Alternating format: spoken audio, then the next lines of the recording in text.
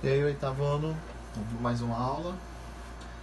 Hoje eu vou dar continuidade onde nós paramos. Para quem aí for olhar as páginas do livro, a gente está na página 56 e a gente vai falar sobre os indicadores sociais a nível mundial. Beleza? Vamos lá. Cerca de 80% da riqueza que é produzida no mundo inteiro, né, está nos países do norte. Isso eu já falei para vocês lá na unidade 1. São os países envolvidos. Principalmente na América Anglo-Saxônica, que envolve Estados Unidos e Canadá, Europa Ocidental, Japão e Austrália. Por outro lado, a gente vê muita pobreza, principalmente na parte do sul, né? Principalmente no continente africano e alguns países da África, da Ásia, perdão.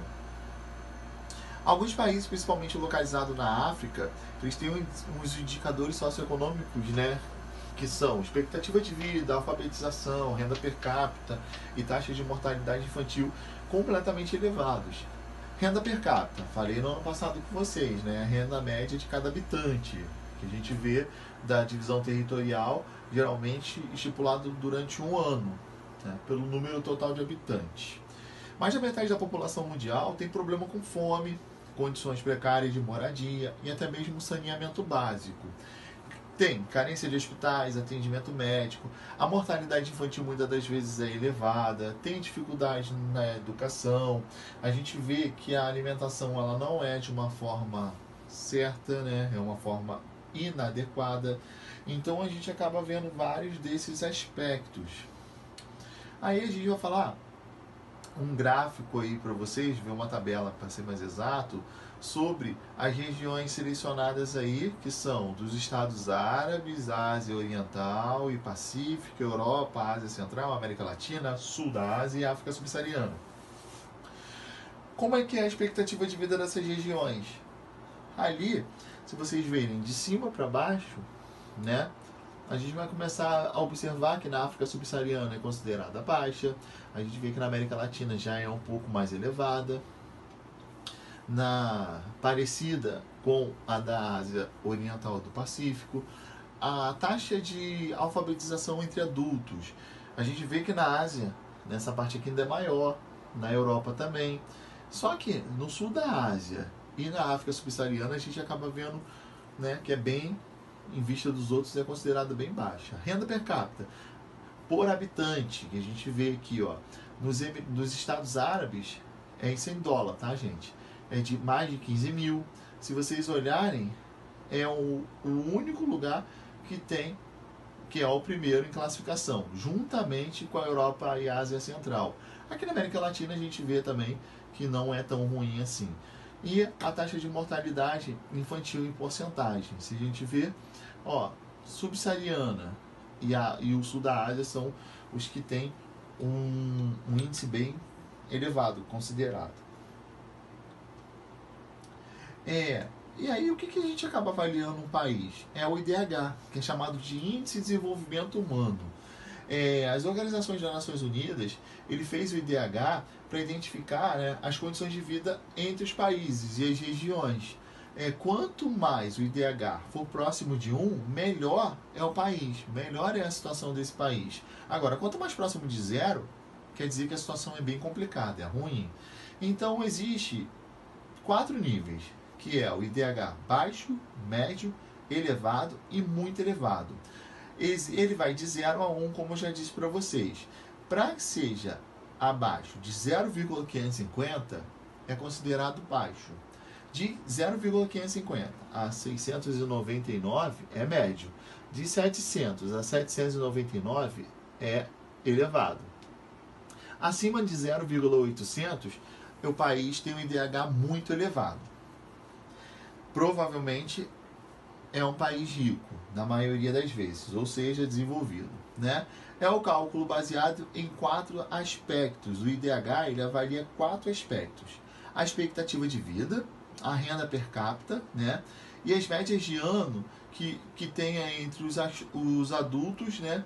E os anos de estudo esperados. Em alguns livros vocês vão ver que são 3 aspectos, que é saúde, educação e expectativa de vida, perdão. E muitas das vezes a gente acaba vendo que a renda per capita envolve também, que é a renda, né, que a gente acaba vendo. Então esses aspectos de saúde, que envolve expectativa de vida, renda e educação, são os critérios voltados, avaliados para o IDH. Em 2017, né, o que teve o maior IDH foi a Noruega, que chegou a 0,953. E o país com IDH, que foi o IDH mais baixo, é o 0,354, que é Níger, que está aonde? Na África, beleza? Noruega está na Europa. O Brasil está em 79º, entre 189 países. Qual é o índice do Brasil? É 0,759. Esse índice é considerado, lá naquela classificação, considerado elevado, beleza? Então, ó, aí tem um mapa mundi. Quanto mais roxo ou lilás aí estiver, maior o IDH. Se vocês observarem bem aqui na América do Sul, vocês vão ver que a Argentina e o Chile são maiores que o Brasil. Então, na América do Sul, o Brasil não é o que tem o maior IDH. Presta bastante atenção nisso, tá? São considerados muito elevados. Se vocês olharem aqui, ó, Canadá, Estados Unidos, os países da Europa, quase todos. Aqui, ó, a Austrália tem o seu patamar também muito elevado. No livro de vocês dá para observar mais aí. Vamos para o próximo ponto. Dispersão da população. A partir de vestígios arqueológicos, né, como pinturas. Deixa eu subir mais um pouquinho aqui para a gente ver. Ó. Pinturas feitas de cavernas, pedaços de ossos, cerâmicas, dentes, conchas e crânios. Pesquisadores concordam que os primeiros seres humanos, que foram os homínios, né, eles surgiram na África. Há cerca de 2 milhões de anos, esses hominídeos, eles tinham dois ramos principais. Os Australopithecus, que existiu há 1 milhão de anos, e os Homo, que quer dizer, né, o que deu mais origem aos seres humanos de hoje. Assim como atualmente todos os seres humanos pertencem ao grupo Homo, que quer dizer o Homo sapiens, né? Homem duplamente sábio, que quer dizer um homem sapiens. Que teve as suas origens, como eu já falei para vocês, lá no continente africano. Em um dos processos que durou milhares de anos, nossos ancestrais eles migraram tanto para a Europa e para a Ásia, e posteriormente eles vieram para cá. E aí começou a ter essa dispersão humana, né, que surgiu principalmente lá no continente africano. Aqui, ó, tá bem diferente, gente, porque a gente vê conforme os milhões de anos passados, os continentes eles eram mais juntos, né? Só que o lado aqui ele só está mudando ali de diferença. Aqui, se a gente observar, na América do Norte vieram depois, só que da África eles surgiram para a Europa, foram para a Ásia e daí eles espalharam por todas as outras regiões. Ó, alguns cientistas também concordam que esses homens sapiens, né, 2 vezes ali, ele está na África. Contudo, ainda não tem um consenso quanto a essa trajetória do percorrido, né, por esses ancestrais até vir para cá, né? Como que eles vieram até cá, até aqui na América? Uma das maiores hipóteses, eles chegaram na América por terra utilizando uma passagem formada pelo congelamento do Mar de Bering, que fica onde? No leste da Ásia, na Sibéria, para ser mais exato, né? E a oeste da América, que fica próximo lá do Alasca. Outra hipótese, tem duas, né? Denominada pela corrente australiana, que tem partido das ilhas do Oceano Pacífico aqui para a América do Sul, né? Navegando de ilha em ilha, fazendo uso de correntes marítimas que eram mais favoráveis. A hipótese que é mais aceita pelos cientistas brasileiros é dessa corrente aí australiana, que no fim do século XX eles foram encontrados fósseis, né, de 11.500 anos na região de Lagoa Santa, em Minas Gerais. Esses traços, né, eram mais semelhantes aos aborígenes australianos. Então essa é a hipótese que muitos cientistas acham como mais provável. O processo de imigração ele teria sido o mesmo das ilhas do Pacífico. Então a gente pode dizer aí que existem duas hipóteses como esses homens chegaram aqui na América. A primeira hipótese, né, é que a gente falou que eles podem ter vindo pelo Mar de Bering ou lá no leste da Ásia e também pelo Alasca. A outra, que é a mais coerente para os cientistas brasileiros, é que por conta dessa corrente australiana que eles vieram de ilha em ilha até chegar aqui na América. Um dos fósseis do rosto reconstruído, né, ele recebeu o nome de Luísa. Não sei se vocês já ouviram falar nisso. Já teve algumas matérias mostrando esse fóssil, que ele foi reconstruído, pegaram, e aí ó, ele chegou ao mais próximo de nós seres humanos aqui, que é a nossa origem. O nome dele é Luísa. Foi batizado aí. É uma reconstituição, né, feita por um fóssil mais antigo de um ser humano encontrado aqui nas Américas. A gente pode ver aqui no Rio de Janeiro, em 2009, ele estava exposto aqui no Museu Nacional. As migrações atuais. Quais as migrações que a gente pode dizer que são mais atuais? Os fluxos migratórios, eles sempre fizeram parte da nossa história, né? Na antiguidade, milhares de imigrantes, eles foram os hebreus, egípcios, fenícios, gregos e até mesmo romanos. No século VII, né, os árabes começaram a expandir o seu domínio da Espanha até a Índia. Outros povos começaram a se espalhar para a parte do oeste asiático, em direção à China e também ao sul da Rússia. Na Europa, né, os vikings e eslavos, entre outros, são os povos que acabaram se deslocando. Então o que acontece? Quando eu falo de migração, a gente acaba percebendo que as migrações elas ocorrem já de muitos e muitos anos atrás. Então, os povos daquela época já se deslocavam de um canto para outro. Entre os séculos 16 e 18, os europeus, né, atraíram migrantes voluntários que vieram como colônias aqui para a América, enquanto traficantes escravizados coordenavam o comércio de africanos, que era um tipo de imigração mais forçada. Posteriormente, duas grandes guerras mundiais e conflitos étnicos e religiosos em vários países acabaram fazendo que ocorressem essas migrações. Então a gente acaba vendo vários motivos que ocasionam as migrações no mundo. A partir de 70, os processos tecnológicos, né, começou a ajudar também o tipo de migração humana. Nos últimos 50 anos, né, o número de imigrantes, ou seja, as pessoas se deslocando de um lugar para o outro, triplicou, aumentou 3 vezes mais. E aí a gente tem um gráfico aí que mostra essa evolução de imigração. Entre 1990 e 2007, olha o quanto, né, a gente teve de migração entre países, até mesmo continentes.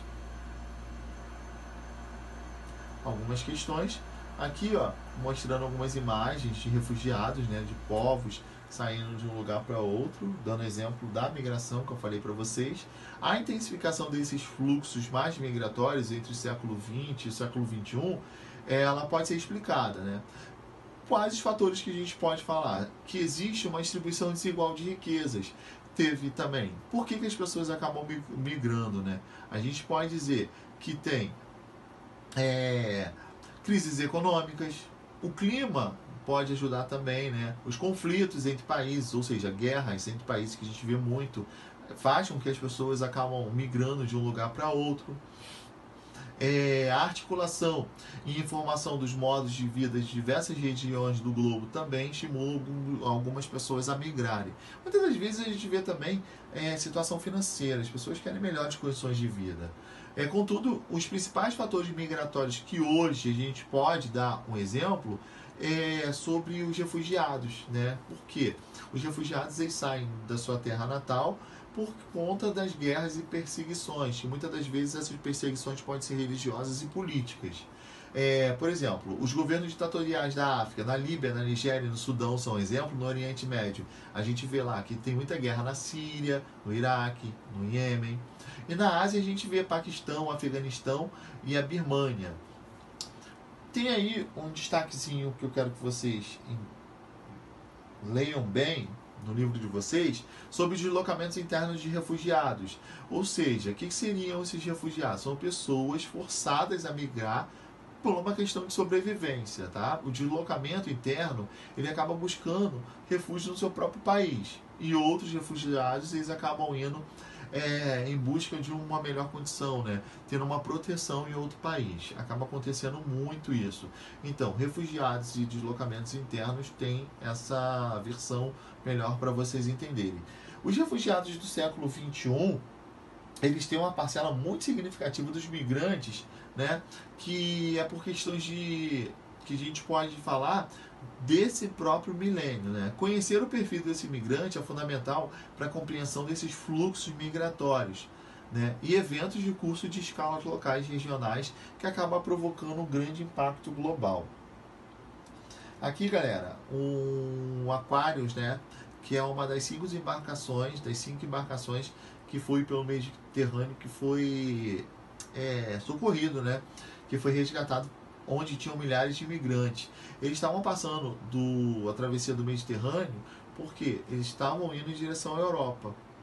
Porque saíam de uma região para outra. Eles passavam pelo Mediterrâneo para sair lá da Itália. Questão de sobrevivência.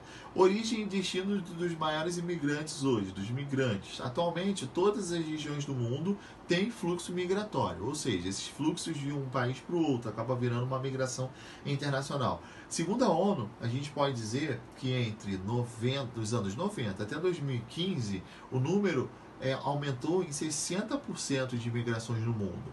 A maior parte desses fluxos migratórios, né, ocorre no mesmo espaço regional. O deslocamento entre continentes, ele tem uma parte menor desses fluxos. Então, entre as próprias regiões que ocorre essa maior migração. Nos últimos 25 anos, as migrações ocorrem entre os países, né, em desenvolvimento. De sul, no sentido sul a sul. Aproximadamente 43% dos migrantes originários do país do sul migram para outro país do sul. Lembra que eu falei para vocês, país do sul, país do norte? É justamente isso. Tá? Ao mesmo tempo, 83% dos imigrantes originados de países do norte, eles também vão para o norte. Tais dados permitem construir, né, desconstruir a ideia que a maioria desses imigrantes, dessas migrações de países do sul, eles vão exclusivamente para países do norte. Não, tá? Então, muitas pessoas saem dos países do sul para ir para o sul. Exclusivamente também a gente pode dizer do norte para o norte, ou seja, de um país envolvido para outro. Aqui tem os gráficos, ó, de migrantes em 2015, de pessoas dos países do norte, que representou 58%, e o do sul, 42%. Isso em milhões, dá 103 e 140 milhões de migrantes. Em 2015, os migrantes internacionais, né, eles e seus países de origem, 600 milhões de dólares eles enviaram para os seus países. Muitas das vezes, o que acontece? A pessoa migra, vai para outro país e o que ela tem de renda, ela acaba mandando para suas famílias. E isso, em 2015, rendeu 600 bilhões de dólares, sendo que 441 bilhões de dólares, né, eram destinados aos países que estão em desenvolvimento, os países que estão se desenvolvendo. O Brasil é um exemplo. Dessa forma, elas acabam melhorando as condições de vida do país, né? Até mesmo das pessoas, porque ela acaba elevando a renda do país. Aí também tem outra tabela, duas, né, para ser mais exato, mostrando os principais países de imigração, ó, Índia, Egito, Rússia, Bangladesh, Síria, Paquistão, e outros países que são Estados Unidos, Arábia Saudita, Alemanha, Rússia, sobre o total de imigrantes, tá? Que eles acabam, aqui nesse caso, são saindo e aqui são chegando, tá? Imigrante e imigrante. A mobilidade que a gente pode dizer entre pessoas é um direito de todos, tá? A mobilidade humana. Só que muitos estados, eles acabam dificultando, né? Por quê? Tem que ter um controle de fluxo populacional e de imigração também. E aí eles acabam forçando uma vigilância entre as fronteiras, porque muitas das vezes essas pessoas vão como? Elas vão ilegalmente. A partir de 2000, vários muros começaram a ser construídos. Os Estados Unidos é um exemplo disso, né? Entre México e Estados Unidos. Também tem um muro entre Índia e Bangladesh, China e Coreia do Norte, entre outros lugares. É um método de poder bloquear essas pessoas que vão ilegalmente de um país para o outro. Aí um exemplo de um muro, tá? Na Hungria, na fronteira com a Sérvia. Galera, então é isso. Daqui a pouco eu vou passar para vocês os exercícios e um abraço.